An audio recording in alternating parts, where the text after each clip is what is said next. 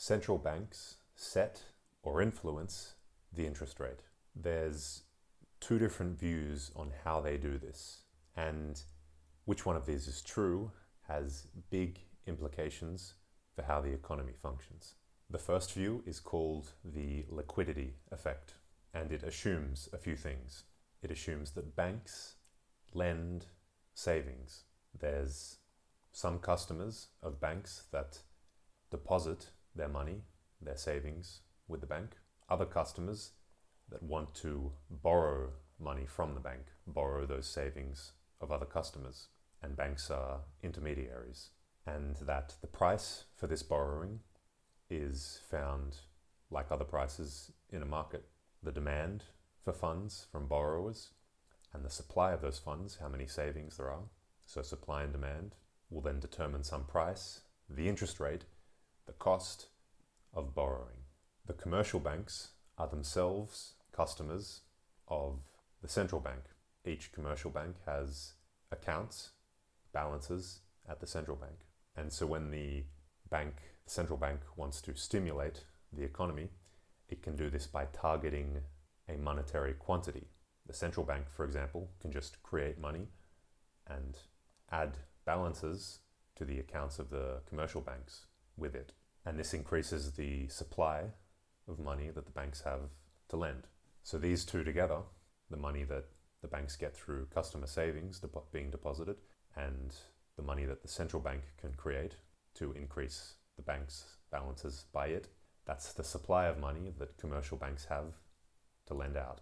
And if the central bank can manipulate the supply like this, it can influence the interest rate. But it's not trying to set or target a specific interest rate. It wants to stimulate the economy by a certain amount of money. Because in a market, the price is a clearing price. So the interest rate is a clearing price. It's the price at which borrowers are willing to borrow all of the supply available.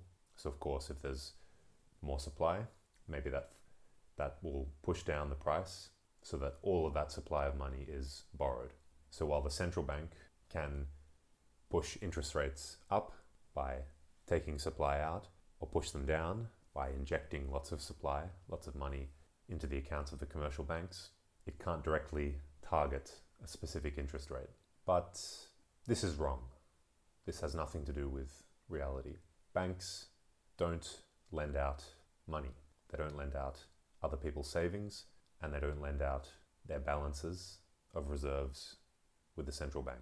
The banks lend out their own credit, their own promise to pay. And because their goal is to make a profit, to make interest out of everything they loan, they want to loan as much as possible. And so this relationship between borrower and lender, which here is a two-way street, there's an offer, a supply, and a demand, which together find a price, is not the reality. There is only the demand, and the banks service that demand. If they think this person is creditworthy, that they've got a good investment plan or a good income, that they're going to be able to pay the money back, and of course that means the bank earns interest, a profit on that, the bank wants to accommodate this demand and lend the money. So they lend the money, adding that amount. That's all they have to do, add that amount lent to this person's account. They don't have to give that person any money. So banks lend out their own promises to pay, not the savings of their customers. They only need those savings when, for example, one customer wants to withdraw the money it's borrowed and they have to pay it out in cash. But if that customer instead paid another customer of the same bank, so this person's account was debited and this person's account by the bank was credited, the bank doesn't need any real money to do this. If this customer, instead of withdrawing the money or paying another customer of the same bank, pays a customer of a different bank, then just like the withdrawal, this bank needs that money, that real cash, to settle its payment with this bank. But what if in the same time frame, one of this bank's customers pays another customer of this bank by the same amount? Then the amount this bank, let's say 100, is owing to this bank, and the amount, the 100 that this bank is owing to this bank cancel out. They clear, and there's no need for any money to transfer between the two banks. There's a fundamental difference between the credit that a bank is giving out to borrowers and the money it needs to settle payments for withdrawals or between other banks. But if banks don't lend out savings, don't lend out real currency isn't the supply of funds that are available to lend, how can the central bank intervene? Well, because of this need to meet payments between each other, to pay in cash, to settle in cash when transactions don't clear, when they aren't equal, banks use their reserves, including customer savings, to pay each other. And if one bank doesn't have the money it needs to pay another bank at the moment it needs it to meet this settlement, then it can borrow money from another bank that maybe has some left over. And with these funds, it can meet its payment obligations at that moment. But of course, borrowing has a price. So there's an interbank money market, a market for lending money between banks to cover their settlement needs. And because all these commercial banks are customers of the central bank, they all have accounts by the central bank where they store their reserves. The central bank can intervene in the interbank lending market, it adding or decreasing the sums that these banks have in their accounts by the central bank influences the interest rate here, the interest that banks are charging each other. What the liquidity effect thought was happening here between banks and their customers, and how the central bank can influence the interest rate through money creation, is actually happening here. But there's an important difference. The liquidity effect was saying that the customer and the bank determine the interest rate through supply and demand of funds. Because banks actually lend credit, there is no supply, only demand from customers. And so it's the demand that can go up or down, and the bank is always wanting to meet this demand, whatever it is, and can always meet it so long as it's solvent, so long as it can meet its payment obligations with other banks. From the amount that a bank has lent out, it can never know what its exact payment requirements are going to be in the future, because it doesn't know how many customers are going to withdraw money, how many of them are going to pay people who are customers of the same bank, how many are going to pay people who are customers of other banks. And so out of all the complexity of transactions that happen each day, the bank ends up with either an obligation, an amount of money it has to settle with another bank, it has to pay to that bank, or an excess. Maybe it's the bank that other banks have to pay to it. And so in this market, it's the opposite. The demand is fixed. The need for money to meet payments is fixed. It's what's called interest inelastic or price inelastic. Doesn't matter how much it costs. If this bank has to borrow money to meet its payments, doesn't matter how much the interest costs, it's going to borrow it, because if not, it's going to go insolvent. So it doesn't choose to borrow less, it doesn't reduce its demand if the interest rates are high, or increase its demand if the interest rates are low. It can't borrow less, it has to meet its payments, and it has no reason to borrow more. Because if it's one of the banks that don't need money to meet payments, why would it borrow more instead of being the one who lends it out to make money with those idle sums? The real demand for borrowing is unknowable. The economy is incredibly complex, and you can't know how all the investment and borrowing decisions of real economic actors are going to turn out, and so what the demand is going to be. But because here the demand is fixed, then the central bank, using its money creation powers to adjust the supply in relation to whatever the fixed demand for money is in the interbank market every day, can not only influence an interest rate, but set it. Because the central bank, being the bank that stores all the reserve balances of all the commercial banks who are transferring between each other to meet their obligations, can see the demand. And so if it always wants to maintain a certain interest rate that's being charged here, every day it can adjust the supply to changes in demand, but that demand isn't going to change in response to that change in supply. It's fixed. So the supply just has to be adjusted, and the central bank can set the interest rate through that. And so short term, banks the demand for money by banks is interest inelastic. It doesn't respond to changes in the interest rate.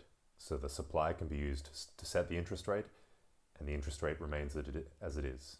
More banks don't want to demand more money because the interest rate was pushed down. It's one-sided price finding. Unlike here, it's dynamic price finding because the supply could be increased, if you imagine this sort of broken up in time, which then decreases the interest rates. But because the interest rates are lower, the cost of borrowing is lower, more people want to borrow, which then increases the interest rates, and eventually an equilibrium is found. There's a dynamic price setting from both sides because both respond to changes in the price.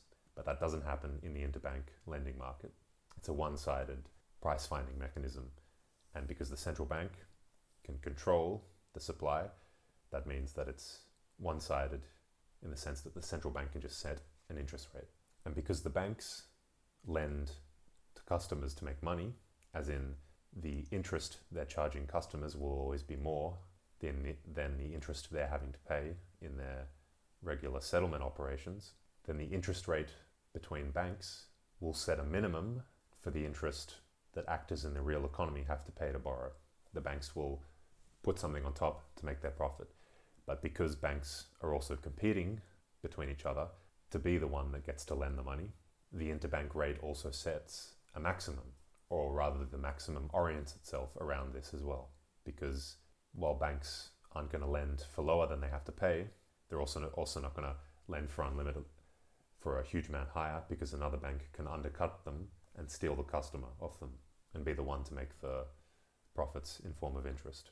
So that's how the bank rate, the interbank lending rate that is set by the central bank, is what sets the rates that banks charge their customers. And this is extremely important because it means, unlike here, under the liquidity effect, the private economy will respond to changes in that rate, but they will not affect it. Because if the rate is pushed down, for example, if the central bank increases the supply and pushes the interest rate down between banks, which they then pass on to their customers, and the customers react by borrowing more, people in the real economy borrow more because of the lower rate, because what they're borrowing aren't these funds, there's no direct link. Their increase for demand for bank credit, for loans from banks, is not directly increasing the demand for these sums.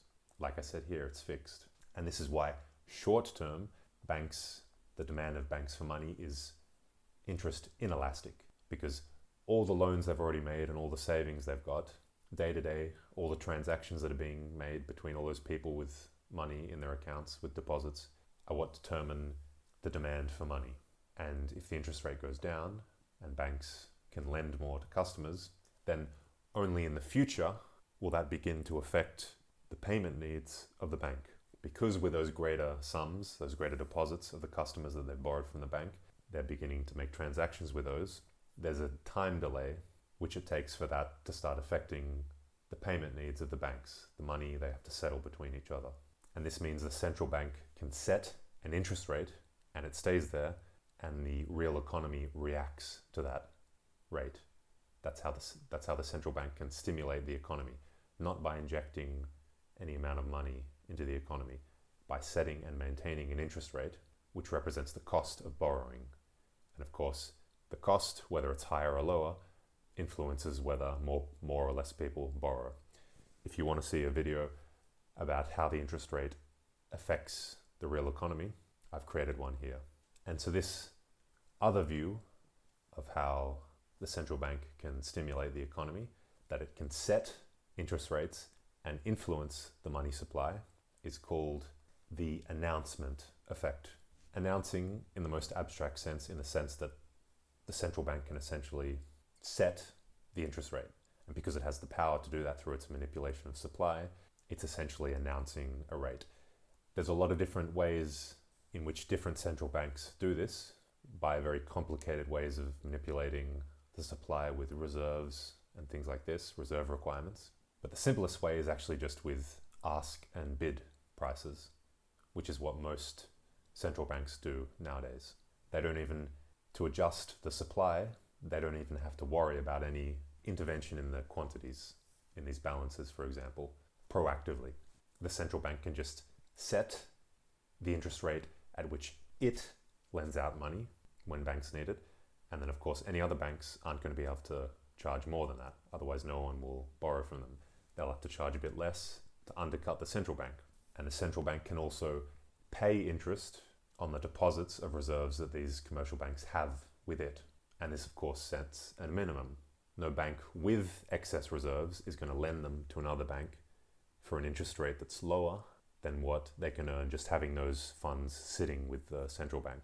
So the ask price, what the central bank charges for borrowing from it, sets the ceiling, and the bid price, what the central bank is willing to offer in interest to the banks that have its reserves sitting by it, sets the floor. And by adjusting these two, the central bank can change the channel, the spread within which the interbank rate can move.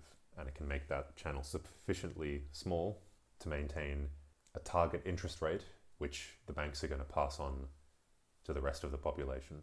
The difference between the announcement and liquidity effect has really important consequences for how the economy functions. And for example, when you think that banks directly lend out savings to customers, it produces a mistaken view about the effectiveness of monetary policy, the effectiveness on interest rates, for example, on lowering interest rates in stimulating the economy by increasing the amount of people wanting to borrow at that lower price.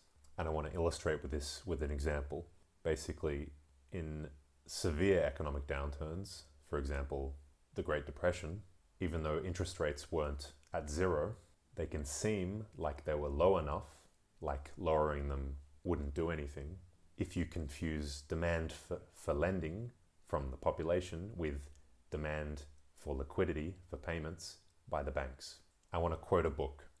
This book's called The Holy Grail of Macroeconomics by Richard Koo, and he's arguing that lowering interest rates quicker and greater, for example, straight to zero, after the 1929 stock market crash in the US wouldn't have had any effect in softening the following depression and recession. He says that short-term interest rates had fallen from 5% to less than 1% in just 2 years after the stock market crash suggests that reserves were indeed abundant. If you look at things through the liquidity effect, this is perfectly understandable. There's a supply of funds that banks can lend, and there's demand for those funds. And if between, let's say, the 1929 crash here and 2 years later, the interest rate is falling from 5% to 1%, this is an argument against the central bank intervening, because even with the existing supplies of money to lend, the interest rate, the cost of lending going down means there's fewer borrowers. So there's already more funds available to borrow than there are people wanting to borrow. So how could increasing the amount of money that banks have to lend, which is what we said the liquidity view thinks how things work, that the bank intervenes through at a direct amount of money, not setting the interest rate, why would injecting more funds function when the funds that are already there, no one even wants to borrow them? Or there's not enough people to borrow them all. What would injecting more do? How would that help stimulate the economy? But if you understand that customers don't borrow the reserves that banks have, you understand that this interest rate isn't a function of their demand for funds. It's the cause of their demand for funds. If the central bank intervenes here to push the interest rate down to zero very quickly, for example, straight after the crash, this would mean the cost of borrowing is less because people can respond through increasing demand to that interest rate, but they can't affect it. And so the cause and effect is completely reversed. Because the interest rate was left high, fewer people wanted to borrow. And because fewer people are borrowing, this, with a time delay, affects the bank's demand for these funds, for these liquidity reserves. And if over time the bank's demand is diminishing against a supply, then the interest rate is going to drop.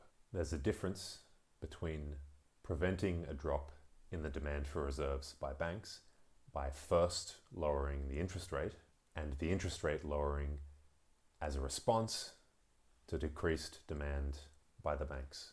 The banks, as we said, short term, the demand is price inelastic.